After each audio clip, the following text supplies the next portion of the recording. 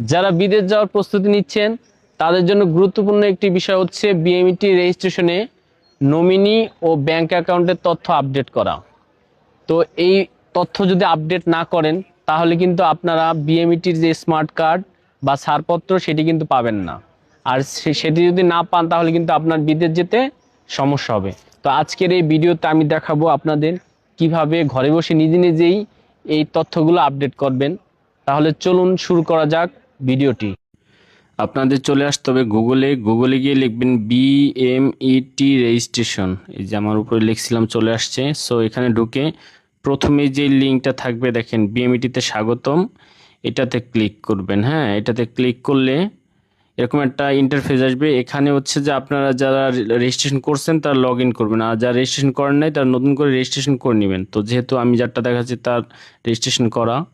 So এখন এই যে এখানে মোবাইল নাম্বার চাচ্ছে আর পাসওয়ার্ড। যদি কারো পাসওয়ার্ড মনে না থাকে সমস্যা নেই, এই যে দেখেন এখানে একটা অপশন দেখায় লগ ইন উইথ ওটিপি।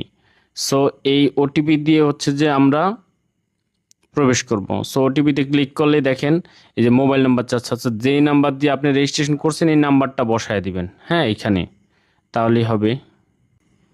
এই নাম্বারটা বসায় দেওয়ার পরে যে নাম্বার দিয়ে রেজিস্ট্রেশন করছেন এই নাম্বারটা বসায় দেওয়ার পর log in with OTP. So আপনার নাম মোবাইলে একটা ওটিপি যাবে, অর্থাৎ যে নাম্বার দিয়ে রেজিস্ট্রেশন করছেন ওই ওটিপিটা বসায় দিলে হবে। আচ্ছা, এই যে ওটিপিটা বসায় দিচ্ছি, এখন সাবমিট দিব। সাবমিট দেওয়ার পর দেখেন এরকম একটা ইন্টারফেস আসবে। সো আমরা কি করব এখন, আমরা হচ্ছে এই দেখেন উপরে লেখা আছে পার্সোনাল ইনফরমেশন 1, অর্থাৎ এখানে কিন্তু এটা ফিল আপ করা আছে। সো আমরা কি করব, যাব পার্সোনাল ইনফরমেশন 2। দেখেন পাশে দেওয়া আছে পার্সোনাল ইনফরমেশন 2। সো আমরা এটাতে ক্লিক করব। এটাতে ক্লিক করলেই এই যে আমাদের এই পেজটাতে দেখেন নিচে আসলে আমাদের দেখাচ্ছে যে নমিনিস ইনফরমেশন। এই যে দেখেন এই নমিনিস ইনফরমেশনটা এই যে এইটাই হচ্ছে আমাদের ফিল আপ করতে হবে। হ্যাঁ, তো এখন নমিনিস ইনফরমেশন ফিল আপ করার আগে এখন দেখেন উপরে একটা বিষয় আছে, সেটা হচ্ছে এই যে প্রবাসী কার্ড প্রপোজ ব্যাংক ডিটেলস। এখন এই প্রবাসী কার্ডটা কিসের?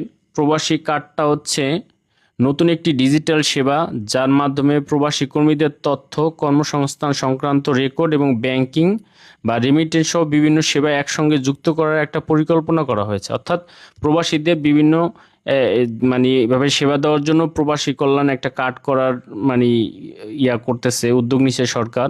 তো এই কার্ডটাতে আপনি বিভিন্ন ধরনের সেবা পাবেন, লাইক মানে আপনার ওই বিভিন্ন ব্যাংক থেকে ঋণ, তারপরে এয়ারপোর্টে গেলে বিভিন্ন ধরনের